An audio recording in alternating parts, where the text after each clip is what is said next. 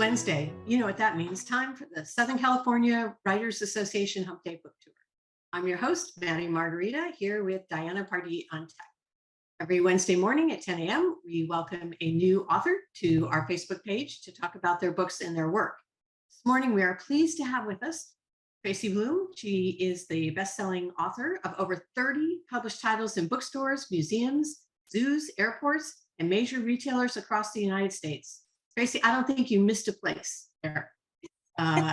Every book she has ever created first began as a dream, written and recorded in one of many dream journals. If you look closely, you can decode the underlying messages in her work, most of which encourage readers to believe in themselves, embrace their differences as gifts, make the world a better place.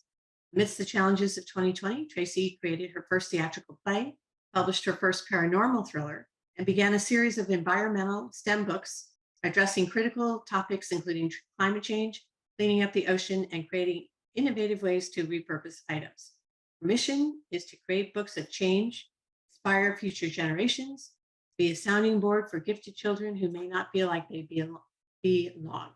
So Tracy, what do you do in your spare time? Oh my gosh, that's a pretty encompassing vision. Yeah. Well, I love to travel. So spare time is normally spent traveling to different places and kind of soaking in inspiration from different cultures and places I visit. And then I also like to garden and hang out with my little pups. Well, that sounds great. I have a feeling you don't have much time for that. Right. So, what inspired you to begin this journey and to set out on this path? I've always loved to write, and it wasn't until about 10 plus years ago, I was doing a lot of poetry, and a friend of mine was like, these could make really good kids' books if you put some illustrations with your poems. And I never even thought about that before. I just thought that I was writing to, for healing, for peace, for all the reasons we write. And and then I started writing little things that I thought might make kids laugh or make them happy or just get them excited about reading. And so that was kind of my initial thought was I'll just put something out there that can make kids laugh or get them excited about reading. So here I am 40 books later. Amazing. And 40, well, your children's books are beautiful. Thank you. So I'm interested in how that happens and how you put together such a, I guess, translate the theme onto the page and then come up with such beautiful illustrations and how you collaborate with somebody to do that. So for almost every book I've written, it all started as dreams. So I keep dream journals by my bed and I usually get full stories in the night. So I'll wake up and write down, the characters and the places and the names and what the lesson is. And then I'll just take that and free write for a little bit, creative writing, and see what I can organize into an, 1,000 word or less story. And then there's a few illustrators that I've come to love, and they're scattered around the world that I usually reach out to when the manuscript is edited and polished. And they really help bring the story to life. So it's really neat to work with the illustrators and see your words actually brought to life in different ways. So that's kind of part of the process, and it's a lot of fun. Yeah, I'm interested in the process of work or the collaborating process with an illustrator. Yeah. Do you tell them what they want? Do you send them the words and they come up with a creative idea, or how does that work? I normally put I in my document for the manuscript, I'll put little ideas off to the side, like on this page, I want to see, the rainforest and butterflies flying over. And then I'll leave it up to the illustrator to create what that looks like. We work on outlining what the characters look like. So normally they spend the first chunk of time doing story concepts for your characters. And so they'll do sketches and outfits, and you really get to define, if you self-publish like I do, what everything looks like. So it's fun to work with them on the characters and what defines them. And then we'll do sketches, black and white sketches for phase one. And then once those are complete, then they add color. So that'll be phase two. part of it, but normally each book takes about 6 months from start to finish for everything. That's amazing. Do you have happen to have any of your books on hand so we could see Oh, covers? Or I have a couple. oh, just happen to have them with me. Happen to have them with me. So this is my newest one. It's called From Beyond the Trees. That's And perfect. I interviewed an environmentalist named Paul Hawkins. So in the back of each book is a bio about them and why they're featured and what they contributed to each book. So this one's based on deforestation in the rainforest. And then I have other books on red tide and water pollution and also melting ice caps. So I interview a different scientist for each book. So interesting. And then that's beautiful. And like I said, the covers. I mean, if you have a child who responds to visual stimulation, the books will grab them right away. Every page. The artist for this story is based out of Iran, and her work is just so beautiful. She does a lot of, it looks just like watercolor. And every piece in here just looks like it's meant to be framed. She just does such an incredible job, with the artwork. Well, so it's a full immersive experience for the reader. Yeah. And then you take it one step further, and in a lot of cases, interview these specialists and experts on your podcast, right? I do. I actually interviewed Paul Hawken on my website or on my podcast because so my podcast features people who inspire kids with their work. So I've interviewed people from, NASA scientists to ballerinas, theme park designers, engineers, Olympic champions, you name it. And so Paul Hawken came out with a new book called Regeneration. And it's basically how to regenerate the planet. And I wanted to feature him on my podcast. And it just so happened to correlate with when I was writing this draft of this book. And I went, oh my gosh, I could have him as the scientist. And so he was great to work with and so smart that there were times where I went, I don't know if I understand what he just said. So did a lot of nodding. Yeah. Exactly. So what is the name of the podcast? It is called Books, Kids, and Creations, and it is part of the Authors on the Air Global Radio Network. And that's Pam Stack, wonderful Right. Pam Stack, is Yay, the Pam. executive Pam, producer for Authors on the Air Network, and she has multiple podcasts underneath her umbrella, and so I am one of those. So how do you divide your time with so many? I mean, I can see the thread that ties all your projects together. Yeah. How do you decide how much time you're going to spend on writing? How much? And I know there's writing involved in the podcast, but how much time you spend on each of your individual projects? So I normally I sit down and I work on things until I feel like I'm in a place where I don't feel excited to work on it at that very moment. So I might work on something for 5 minutes and then be like, okay, now I'll go in the garden or I'll go for a walk or whatever. Or I might sit there and just crank something out for a couple hours. So I just kind of write until I feel like I'm done. And sometimes that keeps me up very late. So Sometimes it feels like you're never done, and then Right. probably sometimes you're done before you start. right. So on the podcast, do you have a goal for your podcast? Do you say, okay, I want them to be a certain length, or what is it you want people to walk away with? Well, let me ask you a two-pronged question. What is it that you want kids to feel when they finish reading your books? And then what do you want your viewers to feel or think when they finish one of your podcasts?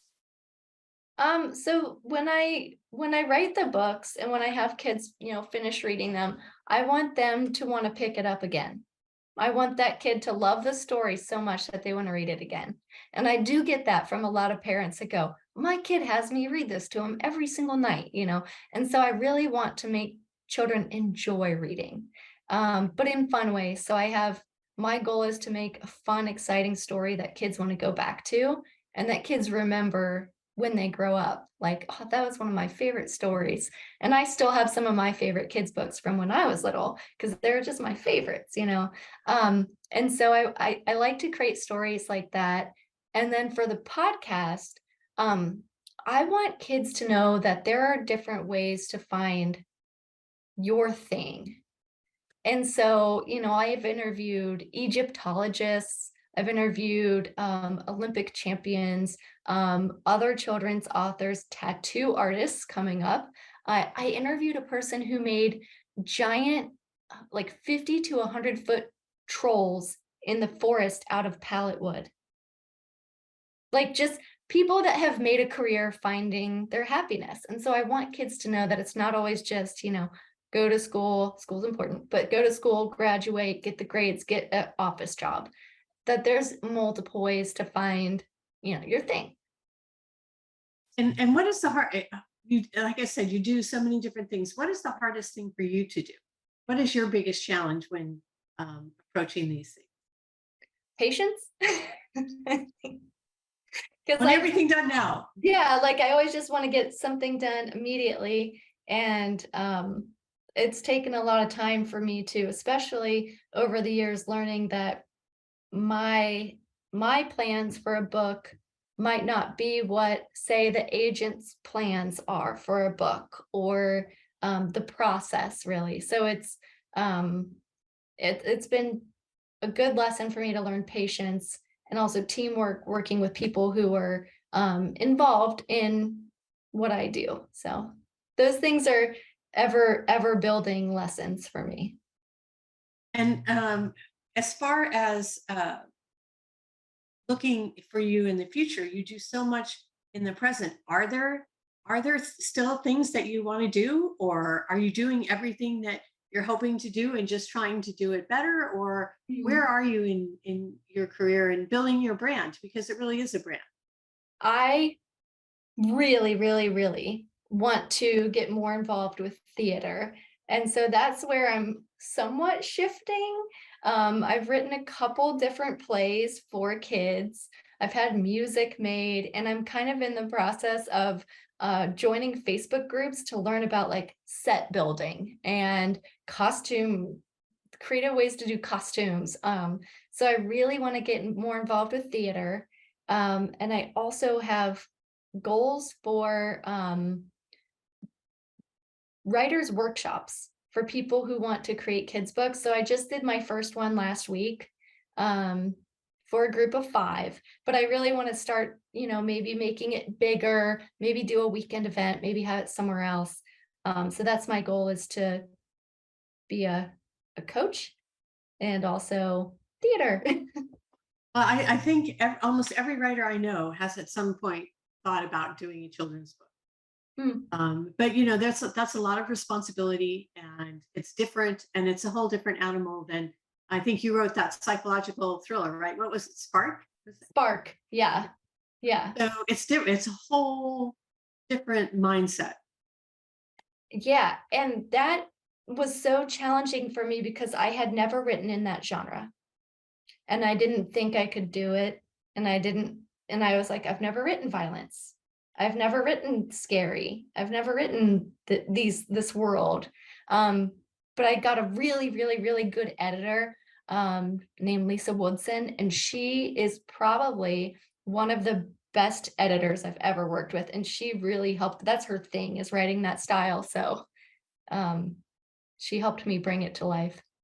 So even you have like a tiny bit of darkness in there somewhere, right? I guess. You know, someone said that writers' characters, there's a little bit of truth in each character of that writer. And I was like, oh, okay, so what pieces of me are in these characters? And so it was kind of fun to just take like a little shred of me and create something totally different for each one of these characters.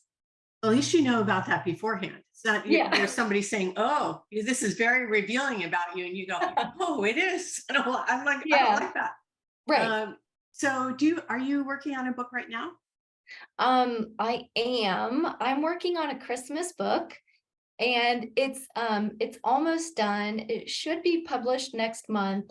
But it follows a story of a little girl and her mom who are going to Mexico to visit relatives for Christmas. And along the way, they get lost. And so they go to all these different towns and get to see how Christmas is celebrated along the way. So it's a celebration of showcasing various ways that people celebrate Christmas in different countries. Well, I'm excited for you. I wish you a lot of luck. I encourage Thank you. everyone to go to your website. Thank you. I was in that probably for 45 minutes before I realized I had spent 45 minutes in your website. So you That could sounds find good. your podcast, your YouTube read-alongs, your book club. Oh my gosh, you do so much. Thank you.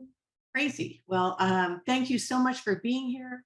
Thank you for When having that me. Christmas book comes out, if you'd let us know, we'll get the word out because I know lots of people are looking for books, really quality books for their children. You know, you want to make sure that the input that goes into their little minds is quality input. So books like yours are few and far between. So thank you very much for doing that and everything that you do. Thank you so much. And I do have one little Christmas book that is out now that's called Elfsmith, and it's about blacksmithing elves. And I have a little metal ornament that goes with it. It's not on my Yeah. website yet, but I it was will. just thinking, why don't we have a book on Christmas by an elf blacksmith? But okay, I like Now we do. it. Well, we'll look for that. Thank you for being here, Tracy. Thank you. Thank you, everyone, for joining us this morning. Please feel free to share this interview on Facebook. If you have people who are looking for Christmas gifts, who are just looking for good quality books for the children in their life, also you can check us out on SCWA Writers Online and find this interview along with 130 or so others. So we hope you'll do that. We wish you best of luck, Tracy, and Thank we will you. see everybody else next week.